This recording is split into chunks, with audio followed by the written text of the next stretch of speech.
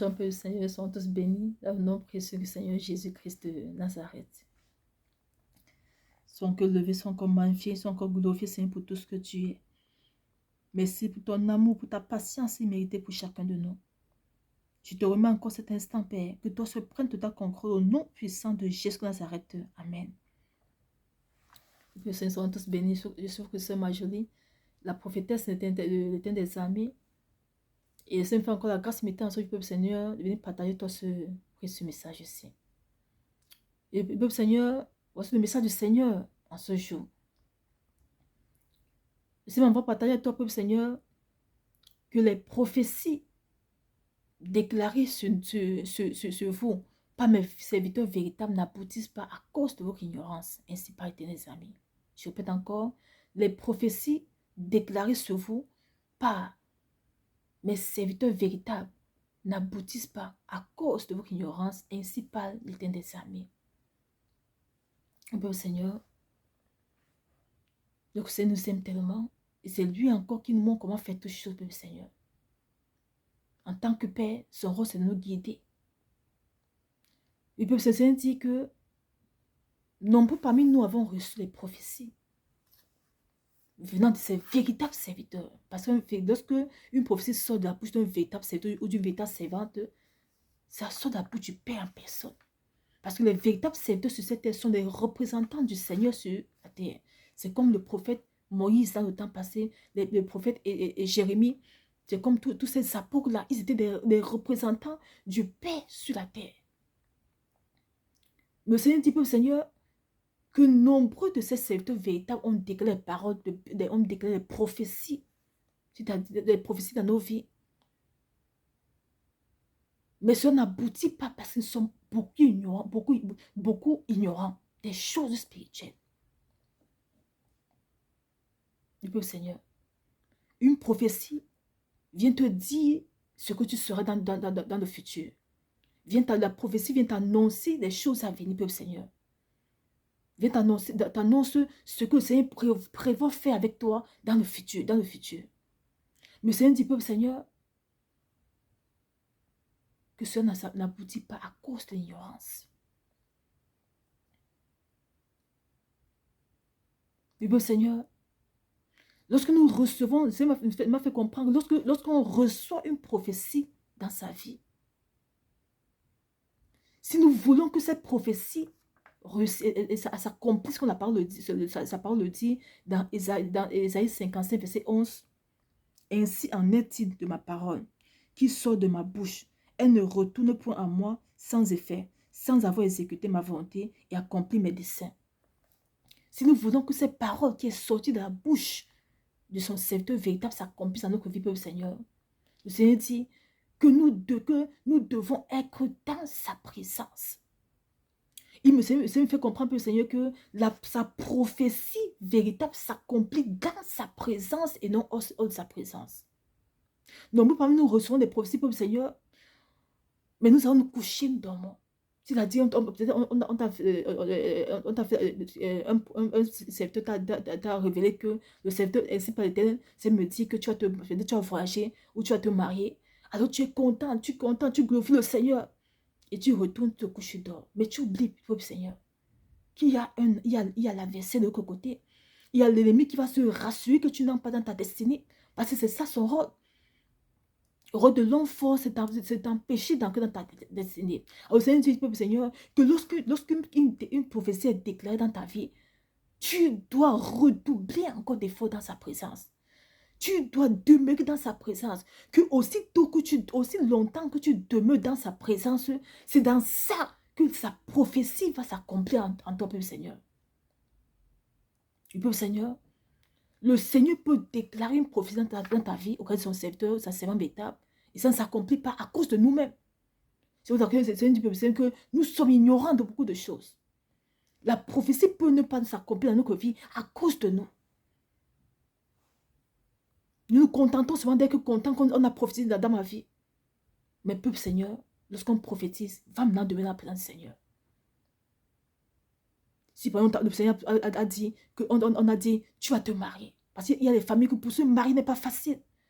Mais tu reçois une prophétie venant du Seigneur que je vais te donner un époux. Si tu es sage, ma soeur, redouble encore de fois dans sa présence. Va dans sa présence. Loue-le, adore-le. Dis merci au Seigneur. De ce que souviens de toi. Maintenant, dis Seigneur, aide-moi à demeurer dans ta présence afin que ces prophéties s'accomplissent avec une certitude, comme tu l'as dit. Père, façonne mon caractère. Tue mon caractère. Décris tout ce qui peut m'empêcher de gâter ces bénédictions. C'est pas c'est nous qui gâtons nos bénédictions, Père Seigneur. Seigneur, remplis-moi de toi. Remplis-moi de ta sagesse. Afin que, Père, que cette bénédiction soit pour ta gloire. Et non pour autre chose. Remplis-moi de ta sagesse. Façonne-moi. Tue en moi tout caractère qui peut décrire ce mariage que tu m'as fait, que tu me fais la grâce, Seigneur. Oui. Voir comment tu dois être dans sa présence. Seigneur, tu dis que la femme sage bâtit son foyer. Seigneur, remplis-moi de ta sagesse afin que cet homme que tu vas me donner soit heureux à mes côtés. Voilà comment tu dois demeurer dans la face, Seigneur. Mais le chercher, le glorifier, l'honorer, être dans sa présence. Le Seigneur dit, c'est dans ça que sa prophétie s'accomplit. Mais si tu reçois une prophétie dans ta vie et que tu vas seulement te coucher, tu dors, ou tu es superficiel dans la marche chrétienne, tu risques de manquer dans ta destinée. Parce que l'ennemi va se lever et s'assurer que ça ne se passe pas. J'ai l'exemple d'une soeur en crise, de celui qui a fait sa délivrance. Le Seigneur m'a dit après sa délivrance que, comme elle m'aime de tout son cœur, dis-lui que je vais moi-même donner des amis l'enseigner, bouche à bouche. Et dis aussi que j'ai réservé un mari pour elle, c'est un pasteur. C'est ce que j'avais dit à la soeur. Il a dit, ma soeur, quand le Seigneur déclare une parole, quand le Seigneur prophétise dans ta vie ainsi, dit qu'il va faire ces choses dans ta vie, alors sois encore vigilante. Parce que l'ennemi va tout faire pour s'assurer que cela ne s'accomplisse pas. Et justement, quelques temps après, la soeur m'appelle une servante de l'Éternel. J'ai rencontré un homme, c'est un pasteur. Il est vraiment très bien. Et il m'a dit, il est vraiment content de moi, comme je t'aime le Seigneur. Il est vraiment content. Il dit vraiment, je suis la femme qui cherchait depuis pour avoir ses côtés pour que son ministère, pour faire l'œuvre du Seigneur. Il m'a dit, c'est très bien. Mais tu sais une chose, on ne marche pas ainsi par l'Éternel. Maintenant, le Seigneur t'a dit qu'il va te donner un mari et que ce soit un pasteur. Va maintenant demander au Seigneur si cet homme-là est selon sa volonté. Le peuple Seigneur. Voilà ça, l'ignorance nous tue beaucoup, le peuple Seigneur. Nous voyons donc que si tu te lèves, le Seigneur a dit c'est un pasteur. Maintenant, un pasteur vient te dire qu'il veut t'épouser. Ne coupe pas. Accepter le mariage sans consulter au Seigneur. Non. Va au repas de mon Seigneur. Est-ce que ça vient de toi, Père? Parce que le diable aussi va tout faire pour que tu n'as pas dans ta destinée. Je dis que c'est ma bénédiction qui enrichit et se fait sur aucun chagrin. Mais il va s'assurer que tu tombes où? Quelque part où ce n'est que le chagrin qui va te décrire. Et j'ai parlé comme ça à ceux que va demander au Seigneur, moi aussi, je vais demander au Seigneur si ça vient de lui. Quand je mets en prière au Seigneur, écoute ce que le Seigneur me dit. Donc c'est puissant. Il me dit, dis-lui que c'est une mauvaise voiture et elle ne peut l'amener nulle part. Ne répète pas toujours en parole, Seigneur. Il me dit, dis-lui que c'est une mauvaise voiture et elle ne peut l'amener nulle part. Je dis, merci Père, j'ai compris. Et quand j'ai eu le temps, je l'ai fait comprendre à ma soeur. Voici le message que me donne de te donner. Il me dit, de te dire que cet homme que tu vois là, qui dit qu'il est pasteur, le Seigneur me demande de te dire que c'est une mauvaise voiture et elle ne t'amènera nulle part. Et me dit, c'est l'Éternel.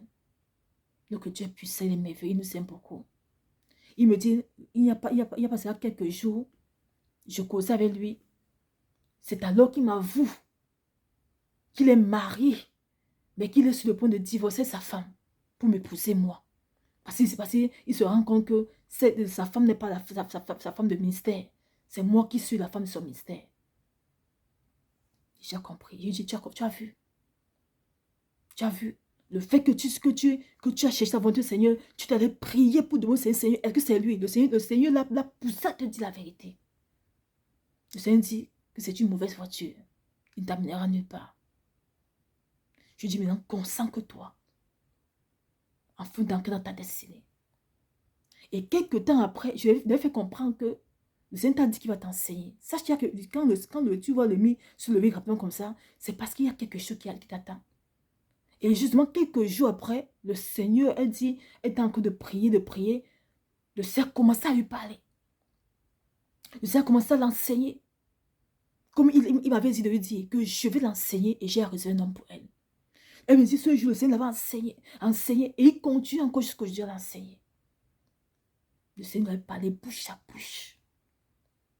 Parce qu'il m'avait dit de lui dire au préalable que comme elle-même de tout son cœur, je vais l'enseigner et j'ai réservé un homme pour elle, c'est un pasteur. Mais regarde ce que l'ennemi avait fait pour décrier, pour empêcher la prophétie de s'accomplir dans sa vie. L'ennemi s'était précipité en envoyant un faux serviteur, un faux pasteur dans sa vie. Mais comme elle savait, comme je lui ai fait comprendre, voici comment tu vas te comporter. Méfie-toi. Par la grâce et au Seigneur, elle a échappé à cela. Mais combien réussit à échapper à ça, peuple Seigneur? J'ai dit que les prophéties ne s'accomplissent pas dans nos vies à cause de notre ignorance, peuple Seigneur. Nous sommes beaucoup ignorants. Oui. La parole de Dieu dit aussi, dans Galates 4, verset 1, « Or, aussi longtemps que l'héritier est enfant, je dis qu'il ne diffère en rien d'un esclave. Quoi qu'il soit le maître de tout, mais il est sous des tuteurs et des administrateurs jusqu'au temps marqué par le Père.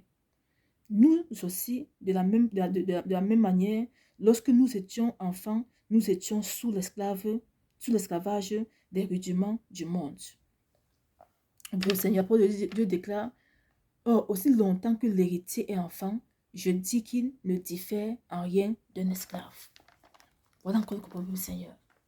Aussi longtemps que l'héritier est un enfant, il ne diffère pas. Il n'est pas différent d'un esclave. Oui, Seigneur. Voilà ce qui nous tue encore. Le Seigneur déclare, les prophéties abondent dans nos vies. Mais elles ne s'accomplissent pas parce que, Seigneur, nous sommes encore des enfants. Parce que lorsque le Seigneur déclare une prophétie dans ta vie, c'est pourquoi tu le cherches encore en profondeur afin que ça s'accomplisse. Mais aussi longtemps qu'on demeure enfant, le Seigneur dit qu'on est esclave. C'est-à-dire, tout ce que le Seigneur veut nous donner là, mais ce sont les tuteurs spirituellement, ce sont quoi? Les hommes forts.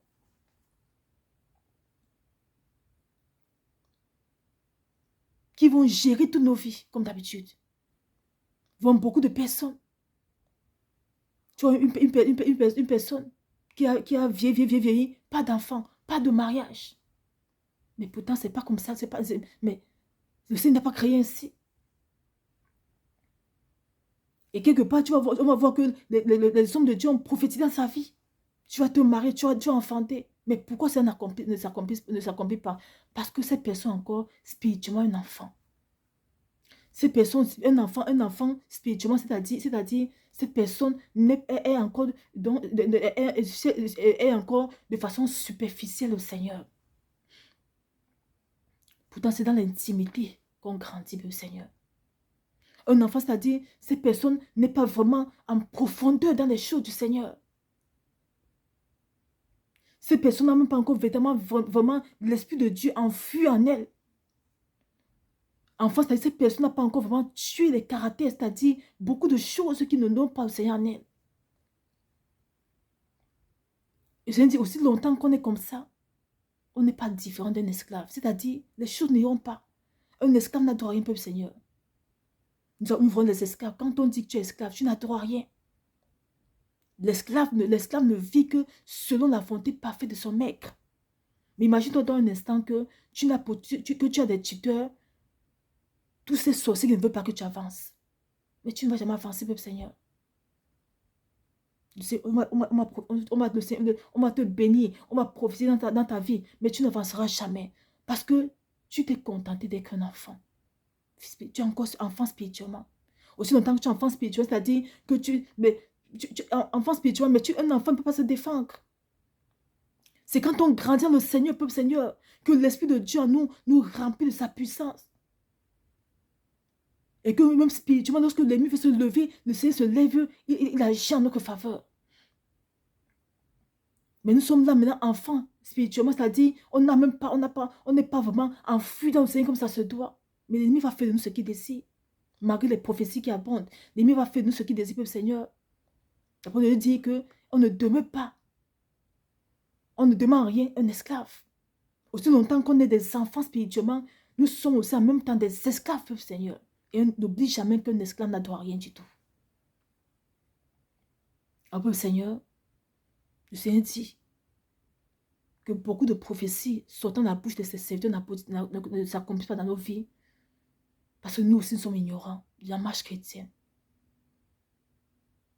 Parce que nous aussi nous sommes encore des enfants spirituellement. Parce que nous aussi, peuple Seigneur, nous écoutons la prophétie. Au lieu d'aller nous plonger dans la présence du Seigneur, nous faisons le concret. Le Seigneur dit que c'est dans sa présence que sa prophétie s'accomplit, peuple Seigneur, et non ailleurs. Alors si tu as déjà reçu une prophétie, c'est dans ta vie, le Seigneur dit qu'il est temps maintenant que tu le cherches véritablement. Parce que c'est dans sa présence véritable que ça va s'accomplir. Mais aussi longtemps que tu ne sois pas dans sa présence, ça ne pourra pas s'accomplir, le Seigneur. Parce que aussi longtemps que tu es dans sa présence, le Seigneur va tuer en toi les caractères qui vont empêcher. Les caractères par lesquels l'ennemi peut passer pour t'empêcher d'avoir cette prophétie-là. Aussi longtemps que tu es dans sa présence, le Seigneur va te remplir de sa puissance, va te remplir de son pouvoir, va te remplir de lui, le Seigneur.